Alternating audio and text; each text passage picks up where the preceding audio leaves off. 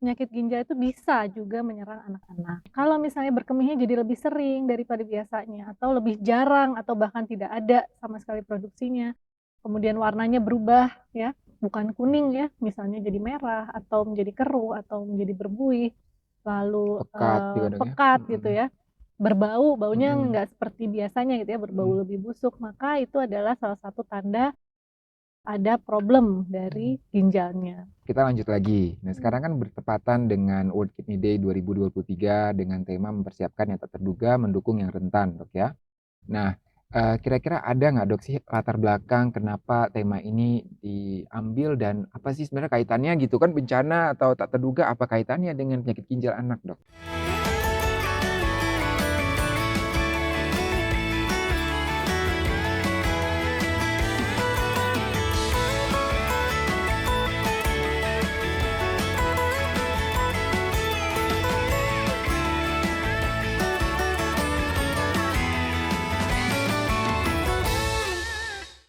Assalamualaikum warahmatullahi wabarakatuh. Selamat siang, selamat pagi, selamat malam bagi ayah bunda semuanya di seluruh Nusantara.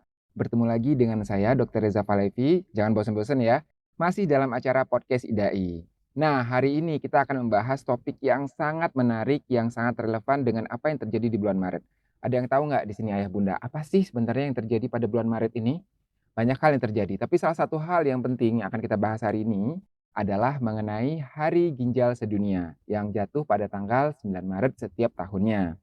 Nah, tentunya di sini setiap tahunnya itu akan ada topik yang berbeda-beda atau tema yang berbeda-beda dari World Kidney Days dan tahun ini temanya adalah mempersiapkan yang tak terduga, mendukung yang rentan.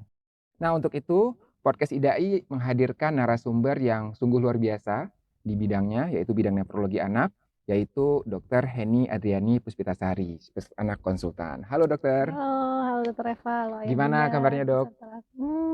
Sehat Nah, alhamdulillah. tapi sibuk nih akhir-akhir ini dok ya, World Kidney Days. Lumayan ya, bulan Maret adalah Hari Ginjal Sedunia ya, Iya, jadi betul kita banget. pasti sibuk dan excited.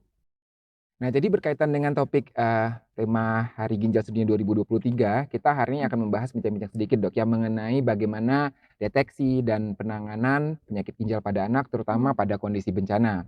Tapi tentunya sebelum itu kita akan bahas dulu secara general, Dok, mengenai penyakit ginjal pada anak. Nah, sebelum kita mulai, saya ingin memperkenalkan sedikit Dokter Heni. Mungkin teman-teman semuanya nih udah pada kenal nih waktu topik dulu yang gangguan ginjal akut pada anak, pasti semua pada ngeliat dong YouTube-nya Dokter Heni ya, podcast bersama saya juga. Nah, beliau merupakan konsultan di bidang nefrologi anak, staf di FKUI RSCM ya. Beliau lulus dari FKUI untuk pendidikan spesialis dan konsultannya dan pernah menjalani fellowship di Jepang. Dan beliau tentunya aktif sekali dalam berbagai organisasi nefrologi baik di Indonesia maupun di dunia ya. Jadi pada kenal semua Dokter Heni, kita langsung aja Dok, gimana? Ya, kita Oke. langsung. Nah Dok, ini pertanyaan pertama dulu Dok ya. Sebenarnya apa saja Mhm, sih kelainan ginjal yang bisa terjadi pada anak Dok? pertanyaan yang bagus ya. Karena selama ini stigmanya adalah penyakit ginjal itu hanya miliknya orang dewasa, orang tua ya, padahal Ya. ternyata tidak. Penyakit ginjal itu bisa juga menyerang anak-anak. Nah, apa saja penyakit ginjal yang sering terjadi pada anak-anak? Jadi kita biasanya melihat dari usia Dokter Eva ya. Sekarang makin maju teknologi gitu ya, jadi kita bisa mendeteksi beberapa penyakit ginjal itu lebih awal. Nah, kalau untuk anak-anak yang kecil biasanya yang sering itu adalah satu infeksi saluran kemih ya, itu sering banget. Anak kecil, anak besar juga sering, tapi anak kecil biasanya karena belum bisa bicara jadi dia gejalanya lebih sulit dikenali. Nah, infeksi saluran kemih ini bisa merupakan bagian dari suatu, kondisi yang kita sering sebut, cakut, kelainan, Bawaan ya? bawaan ya, Ya. atau dia memang terjadi sendiri. Kemudian kelainan yang lain adalah yang sering penyakit yang kita sebut sindrom nefrotik. Nah, kemudian yang ketiga, glomerulonefritis akut ya, kalau di Indonesia yang paling sering adalah pasca Pas streptococcus ya, infeksi pasca ya? infeksi. Kemudian yang selanjutnya yang sering adalah hipertensi, Mmm. kemudian masih juga ada beberapa penyakit lain yang lebih jarang ya, misalnya kayak penyakit-penyakit genetik atau penyakit-penyakit metabolik yang mengenai area tubulus atau bahkan batu saluran kemih bisa juga anak-anak mengenai itu. Oh iya, jadi tadi, Ayah bunda semuanya, ternyata banyak banget nih penyakit-penyakit ginjal yang bisa terjadi pada anak ya, mulai dari infeksi, kemudian juga terkait dengan imun, sindrom nefrotik dan lain. Jadi kita semua harus waspada. Nah, mendengarkan statement tadi pasti ada sebagian orang tua nih yang bertanya-tanya, "Terus Dok, gimana sih Dok caranya orang tua tuh mengenali gejala-gejala awal nih sebelum sampai terlambat gitu, gejala-gejala awal penyakit ginjal pada anak." Itu bagaimana Dok? Oke, jadi produk utama dari ginjal itu kan sebenarnya air seni gitu ya, Mmm, air kemih. Jadi pertama kali yang kita bisa deteksi biasanya adalah ada kelainan pada proses berkemih atau pada produksi urinnya atau warnanya. Jadi itu yang pertama kali kita lihat. Karena, kalau misalnya berkemihnya jadi lebih sering daripada biasanya atau lebih jarang atau bahkan tidak ada sama sekali produksinya, kemudian warnanya berubah ya, bukan kuning ya, misalnya jadi merah atau menjadi keruh atau menjadi berbuih, lalu, pekat juga Dok ya? pekat gitu Mhm, ya, berbau, baunya mhm, nggak seperti biasanya gitu ya, berbau mhm. lebih busuk, maka itu adalah salah satu tanda ada problem dari ginjalnya. Tapi, penyakit ginjal juga bisa dia silent gitu. Di awal-awal dia tidak ada gejala apa-apa, tahu-tahu kita deteksi tekanan darahnya tinggi, kemudian, atau fungsi ginjalnya yang dilihat dari pemeriksaan darah ternyata rendah gitu ya, heeh, itu Karena juga kadang-kadang bisa. juga kita kemarin-kemarin waktu vaksin gitu, banyak juga tiba-tiba ketemu waktu remaja-remaja Iya nih betul, diukur tekanan heeh. darah ternyata Iya tinggi, betul betul atau betul. ada mau tindakan operasi atau apa, tiba-tiba dicek Dicek darahnya, lab wah kok ternyata udah nah heeh, betul, oke. iya. Terkadang memang gitu ya, tidak sengaja ditemukan pada saat medical check up. Mhm. Bagaimana kalau bengkak, Dok? Apakah itu salah satu tanda penyakit ginjal Ya, pada anak? itu juga salah satu tanda ya, Mhm. bengkak biasanya pada kedua kelopak mata, kemudian juga pada kedua tungkai, itu juga bisa merupakan gejala awal dari suatu kelainan ginjal. Nah jadi, ya Bunda semuanya perlu waspada tadi ya, kalau misalnya ada perubahan pada urin, baik dari segi jumlah ataupun dari segi warna, bau ya, itu perlu waspada. Kemudian kalau ada bengkak tadi itu juga, sama jangan lupa juga nih kalau misalnya ternyata kontrol ke dokternya nanti ternyata tekanan darahnya tinggi, ini juga perlu diwaspadai ya. Oke. Nah Dok, gimana cara mendeteksi kelainan-kelainan ginjal yang tadi dokter udah katakan, baik kelainan bawaan, kemudian infeksi, sindrom nefrotik, glomerulonefritis, hipertensi, itu bagaimana cara mendeteksinya Dok? Ya, seperti yang tadi saya katakan bahwa kadang-kadang gejala-gejala awal dari suatu kelainan ginjal itu dia sangat, apa ya, sulit dikenali ya Dokter Reva Mhm, ya, jadi membutuhkan bantuan. Jadi misalnya kita butuh bantuan pemeriksaan tekanan darah.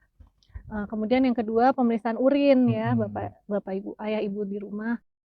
Apa yang diperiksa di urin itu kita biasanya bisa melihat berapa jumlah proteinnya, berapa jumlah, Sel-sel darah sel-sel merahnya darah ya? merah, Mhm. darah putih, dan sebagainya yang menunjukkan banyak hal dari pemeriksaan urin tersebut. Kemudian yang ketiga, kita bisa melihat dari pemeriksaan laboratorium darah. Jadi kita melihat kadar ureum dan kreatininnya salah satunya, yang menunjukkan apakah ada peningkatan atau tidak. Nah itu bisa mencerminkan berapa fungsi ginjal seorang anak. Itu mungkin. Gitu ya, oke. Jadi kalau memang udah ada gejala berarti kita perlu konsultasi ke Mhm, dokter, terutama ke dokter spesialis anak Dok ya, ya, untuk nanti dilakukan pemeriksaan berikutnya yang sesuai dengan indikasinya betul. tentunya. Ada satu lagi Mhm, sebenarnya Dokter Eva ya, iya, karena, tadi saya sampaikan di awal bahwa teknologi itu semakin maju ya. mhm, Jadi, kalau misalnya ibu-ibu hamil ya, kemudian pergi USG gitu ya, ada mhm. beberapa kelainan ginjal yang memang bisa dideteksi sejak masa kehamilan ya. Wah, Nah itu menarik perlu sekali sekali nih, ya benar. dilihat nih Bapak Bapak Ibu di rumah. Jadi kalau misalnya memang ada, USG dengan dokter objinnya, musti ditanya juga apakah air ketubannya cukup atau tidak karena, bayi atau janin itu dia memproduksi air kencingnya, kemudian dia keluar dicerminkan ya dalam Iya, bentuk air ketuban. mhm, Kemudian yang kedua, apakah ada kelainan di ginjalnya ataupun di saluran kemih karena ada beberapa yang bisa kita deteksi. Nah, kalau misalnya kita sudah mendeteksi dari awal, maka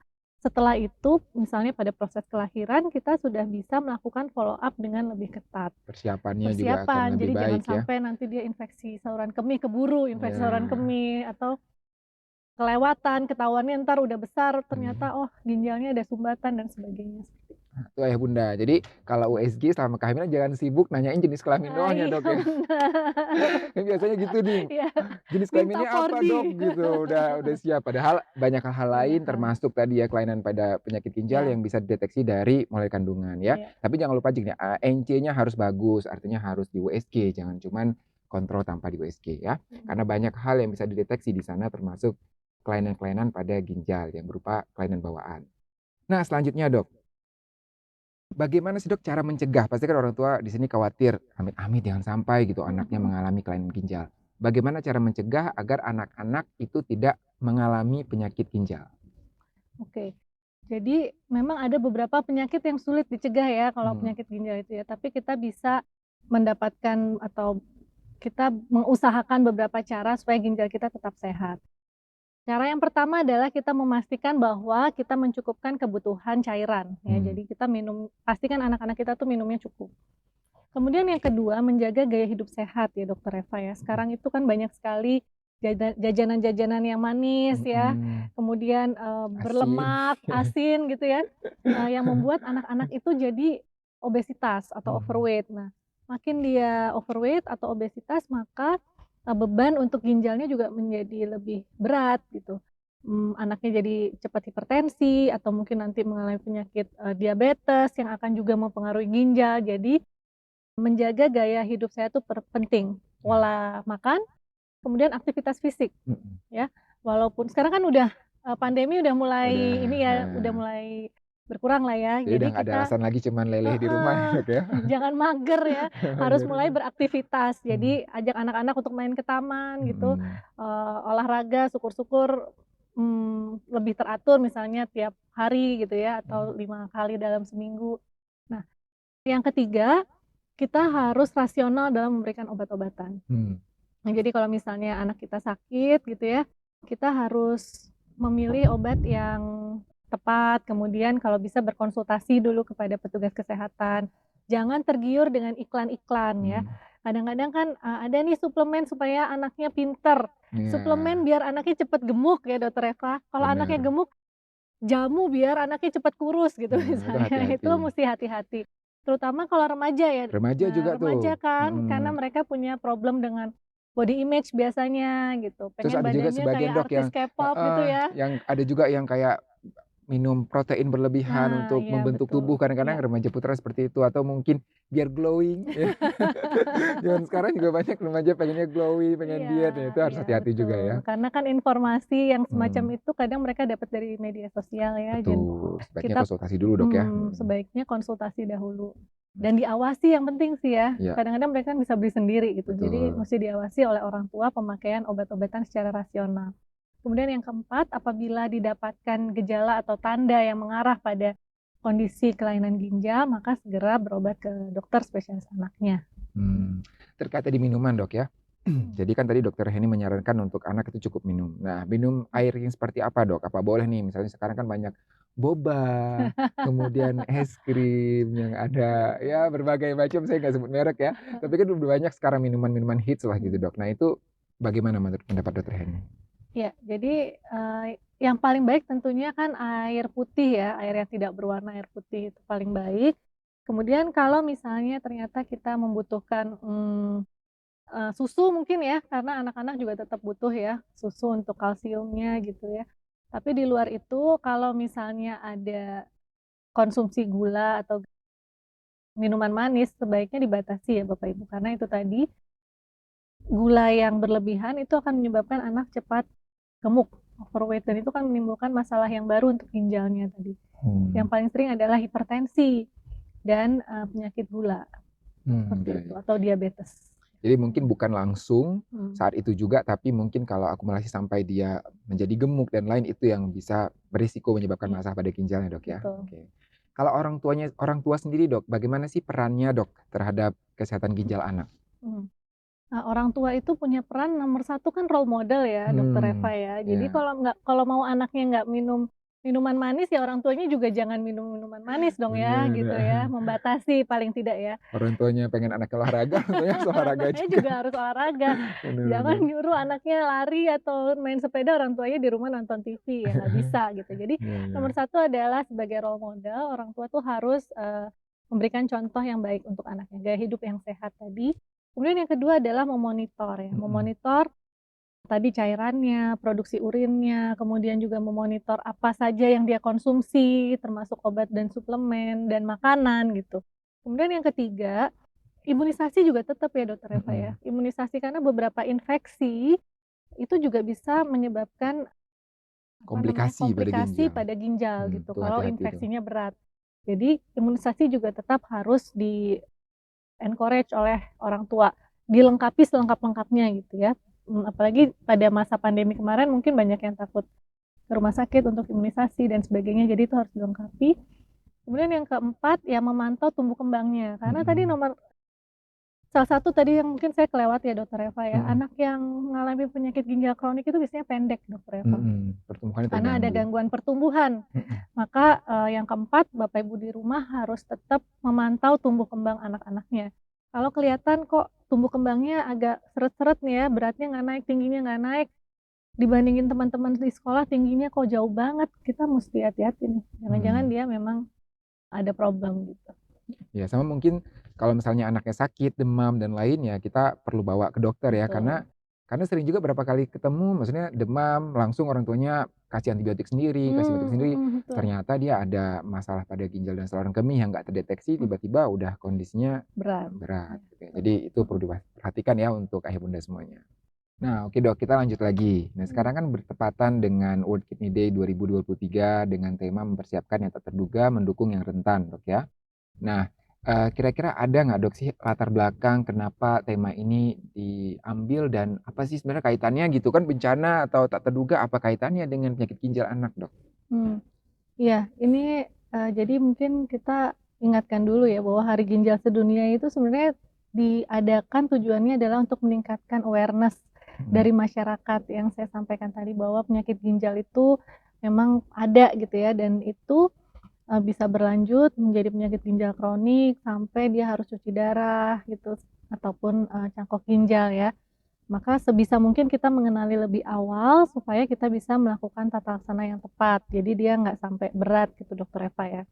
Nah kebetulan tahun ini temanya adalah mempersiapkan yang tak terduga dan Mendukung mendukung yang rentan. yang rentan gitu. Artinya kalau latar belakang, dari topik tersebut atau tema tersebut adalah belakangan ini kan banyak terjadi bencana ya, Mmm. baik bencana alam maupun bencana yang disebabkan oleh manusia seperti perang gitu Iya ya. betul Kita banget. lihat tuh banyak sekali ya, Perubahan iklim dan perubahan lain, iklim, kemudian juga, penyakit infeksi pandemi termasuk pandemi. COVID-19 dan kita lihat bahwa adanya COVID-19 kemarin menyebabkan banyak dampak untuk pasien-pasien yang mengalami penyakit ginjal, baik yang belum pernah terdeteksi sama sekali ataupun yang sudah didiagnosis penyakit Dan mengalami ginjal. pengobatan rutin ya? Mhm. Betul, yang belum pernah terdeteksi maksudnya gimana? Maksudnya misalnya dia terkena Covid ya, kemudian ginjalnya mengalami komplikasi ke ginjal ya, itu menjadi suatu beban tambahan dalam Mhm. proses pengobatannya. Kemudian pasien-pasien yang sudah terdiagnosis penyakit ginjal yang harusnya dapat obat rutin, kemudian kontrol rutin menjadi tidak bisa kontrol ke poliklinik atau ke rumah sakitnya karena rumah Tenaga sakitnya juga terfokus pada betul. Tenaga pandemi. kesehatan juga banyak yang Iya, betul terdampak betul. misalnya.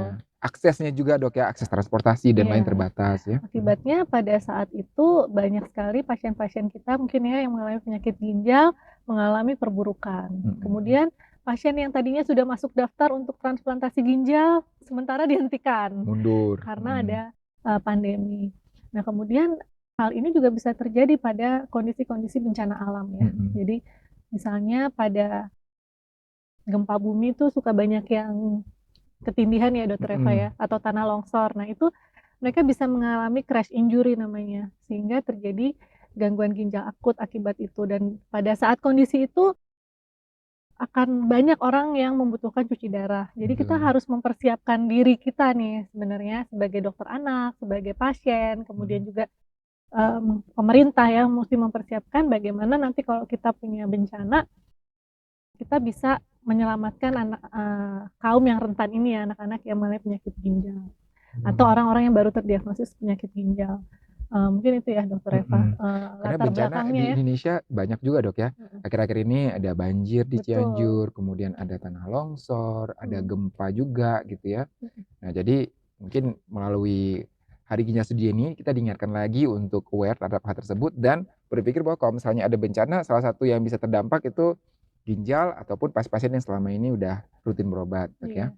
Kemarin waktu Mhm, kita ke Basarnas ya Dokter iya. Eva ya, dikatakan bahwa setiap hari itu ada 15.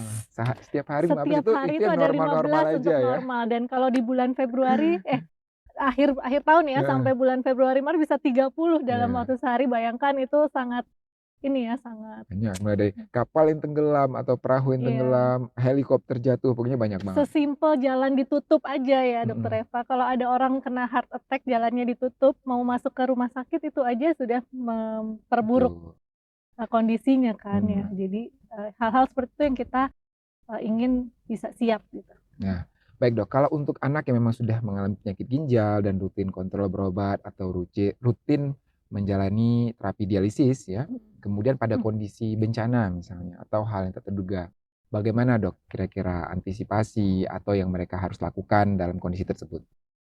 Oke. Kita beruntung ya saat ini kan kita tinggal di masa yang teknologinya maju ya Dokter Eva Mhm, ya. Pada saat kondisi tersebut kalau misalnya listrik itu masih nyala ya, masih punya akses air masih alhamdulillah jadi nggak ada masalah kan. mhm. Kita masih bisa menghubungi rumah sakit terdekat atau fasilitas kesehatan terdekat, tenaga medis terdekat, kita bisa telemedicine Telemedicine ya? untuk bisa mendapatkan akses obat-obatan yang diperlukan, setidaknya obat yang emergensi. Mhm. Kemudian kalau anak-anak yang cuci darah ya, kalau misalnya memang biasanya misalnya fasilitas kesehatannya terdampak, maka kita bisa segera mengalihkan ke fasilitas kesehatan lain yang bisa melakukan cuci darah, untuk anak-anak tersebut, Traveling ya, travelling. traveling HD. Atau kalau, anak-anak yang menjalani peritoneal dialisis di rumah, itu bisa langsung menghubungi senternya atau fasilitas kesehatannya ya, kalau memang ada kesulitan akses mendapatkan air bersih. Karena kan kalau cuci darah kan kalau peritoneal dialisis dia harus cuci darah ya, Cuci cuci tangan, tangan, sorry, heeh, cuci tangan dengan air, ada ya. tempat khusus dan suplai suplai obat-obatan khusus. Hubungi segera fasilitas kesehatannya, supaya kita bisa memberikan suplai. Karena biasanya di fasilitas kesehatan tersebut punya cadangan-cadangan Mmm. cairan dan lain-lain yang bisa diberikan dahulu kepada pasien yang membutuhkan. Berarti intinya komunikasi ya dalam hal Betul, ini mhm, dengan tenaga medis atau tenaga kesehatan ya, mhm, mencari pertolongan agar akses terhadap obat-obatan ataupun cairan ataupun tadi fasilitas kesehatan untuk terkait penyakit ginjal pada anak ini masih tetap bisa diperoleh walaupun dalam kondisi emergensi ataupun dalam kondisi bencana iya ya. betul. Oke, menarik sekali temanya. Agak berbeda ya kali ini temanya Iya, dibandingkan sebelum-sebelumnya, tapi juga membuka wawasan saya sendiri pribadi, juga termasuk ya bunda semuanya di rumah, mengenai penyakit ginjal pada anak dan kondisi bencana yang terkait dengan penyakit ginjal pada anak. Nah Dok, mhm, sebelum kita tutup acara kita hari ini, apakah ada kesimpulan atau kata penutup dari Dokter Heni? iya, sebagai kesimpulan bahwa, penyakit ginjal itu dapat, menyerang anak-anak, sehingga deteksi yang dini dari orang tua ya, sebagai, orang yang paling dekat dengan anak-anaknya itu sangat dibutuhkan supaya, kita bisa melakukan tata laksana lebih awal apabila memang terdeteksi kelainan ginjal. Kemudian yang ketiga, sebagai bagian dari perayaan Hari Ginjal Sedunia di tahun ini, maka kita bersiap untuk bencana apapun yang menimpa kita Kita ya. nantinya, kalau bisa ada penyakit anak-anak dengan penyakit ginjal yang membutuhkan, mungkin kita bisa saling membantu ya. Karena komunikasi dan, apa namanya, kolaborasi setiap orang yang ada di masyarakat ini akan sangat berarti untuk bisa membantu anak-anak yang terdampak dari bencana. Mungkin itu Dokter Eva, terima kasih. Baik, terima kasih banyak Dokter Heni, semoga Indonesia aman-aman aja Dok ya, Amin. semoga nggak ada bencana. Dan kalau sampai ada bencana mudah-mudahan kita udah lebih ready, siap untuk menanggulanginya dan juga tadi ya, antisipasi terutama pada anak-anak dengan kelompok rentan. Kelompok Iya, rentan di sini kelompok adalah rentan. anak-anak dengan penyakit Ginjal. ginjal ya. Ya. Oke, semoga bermanfaat. Jangan lupa nih untuk sobat podcast IDAI, ayah bunda semuanya, Jangan lupa subscribe YouTube channel dari IDAI ya, IDAI Podcast. Juga bisa mendengarkan podcast IDAI dari episode ke episode di Spotify ya. Jadi silahkan di-subscribe Spotify ataupun YouTube-nya. Nggak cuma episode kali ini, tapi ayah bunda semuanya bisa juga mendengarkan atau menyaksikan episode-episode sebelumnya dan episode mendatang yang tentunya juga menarik, update, dan disampaikan oleh para pakar dari Ikatan Dokter Anak Indonesia. Saya undur diri. Assalamualaikum warahmatullahi wabarakatuh. Terima kasih, Terima Dr. kasih Dr. Heni. Eva. Bye-bye.